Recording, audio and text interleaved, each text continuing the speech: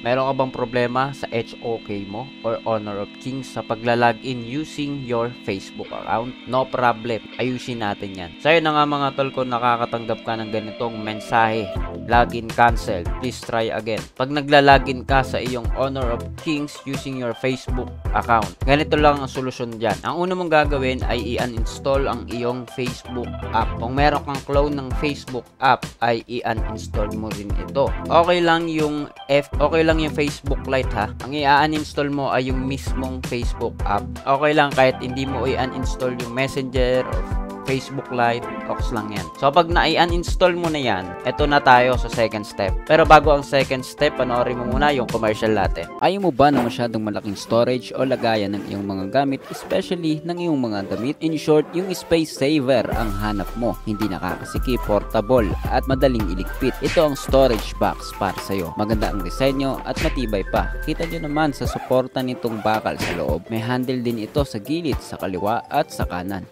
Matibay din ang pinaka-flooring nito. Halata naman, di ba? Kaya saan ka pa? Ito nga pala ang isa pang storage na kasama ng in-order natin. Bukod sa affordable na ito, marami ka pang kulay at size na pagpipilian.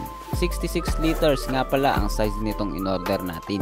Meron ka pa dyang pagpipili ang sizes, may mas maliit at may mas malaki pa dito. Lalo pa at steel frame na ito, kaya paniguradong matibay. Hindi basta-basta mayuyupi kahit punuin mo ng damit at pagpatung-patungin. Ano pang iniintay mo? Click mo lang ang yellow button. So yun nga mga tol, kapag na-uninstall mo na ang iyong Facebook app, rekta ka na mag-launch ng iyong HOK game. Syempre mga tol, maglo-load yan. Antayin mo lang mag-load siya as usual. Tapos piliin mo na ang pagla-login using your Facebook account. Piliin mo yung Facebook method. Tapos yun nga mga tol, maglo-load yung in-game browser ni HOK at dun ka maglalagin ng yung Facebook account instead na sa may Facebook app. And in my case, i-skip ko na yung part na to for security purpose. And yun nga mga tol, makikita mo na yung page na ito. Pindutin mo lang yung continue sa yung Facebook account. After that, dediretso ka na sa loading ng HOK at nakalagin ka na sa iyong HOK account using your